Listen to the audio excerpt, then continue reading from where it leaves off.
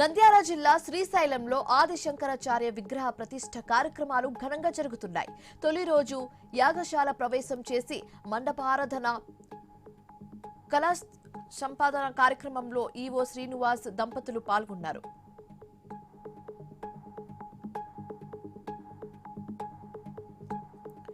మహిళా దినోత్సవ సందర్భంగా నంద్యాల జిల్లా పోలీస్ కార్యాలయంలో ఓపెన్ హౌస్ కార్యక్రమం నిర్వహించారు.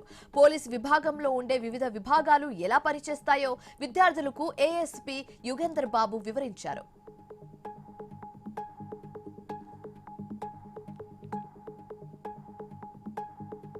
శాసన మండలి సమావేశాలు మంచిగా జరిగాయని మండలి చైర్మన్ మోషన్ రాజు తెలిపారు. ఎమ్మెల్సీల రాజీనామా అంశం న్యాయస్థానం పరిధిలో ఉందని, తన పరిధి వరకు రాజీనామా చేసిన ఎమ్మెల్సీలను విచారించానని, ఇంకా ఎంక్వైరీ కొనసాగుతుందని తెలిపారు.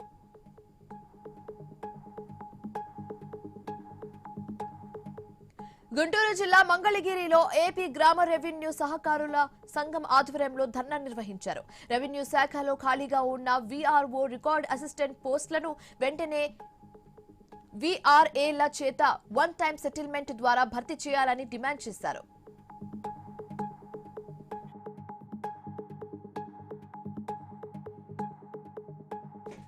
గుంటూరు జిల్లా తాడేపల్లి పంచాయతీరాజ్ కమిషనర్ కార్యాలయం వద్ద రాష్ట్ర ఎంపీపీలు ఆందోళన చేపట్టారు. కూటమి ప్రభుత్వం ఎన్నికల్లో ఇచ్చిన హామీలో భాగంగా ఎంపీపీలకు 25,000, ఎంపీటీసీలకు 10,000 రూపాయలు పెంచాలని డిమాండ్ చేశారు.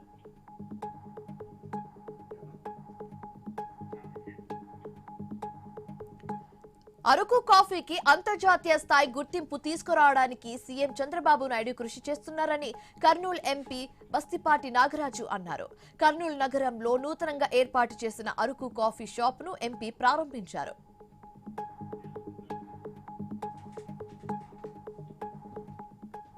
శ్రీ సత్యసాయి జిల్లా కదిరి ఆర్టీసీ బస్టాండ్ లో దొంగతనాలకు పాల్పడుతున్న 3 కిలాడి లేడీస్ ను పోలీసులు అరెస్టు చేశారు. వారి వద్ద నుంచి సుమారు 6 తులాల బంగారం, 75,000 నగదు స్వాధీనం చేసుకున్నట్లుగా డీఎస్పీ శివనారాయణన్ స్వామి తెలిపారు.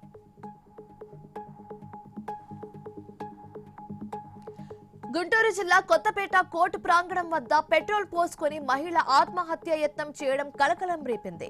తన అక్క కొడుకు కట్టుపల్లి సుమంత్ తన తల్లి ఆస్తిని అన్యాయంగా స్వాధీనం చేసుకున్నాడని, కొన్ని సంవత్సరాలుగా కోర్టుల చుట్టూ తిరుగుతున్నా న్యాయం జరగడం లేదంటూ ఆవేదన వ్యక్తం చేసింది.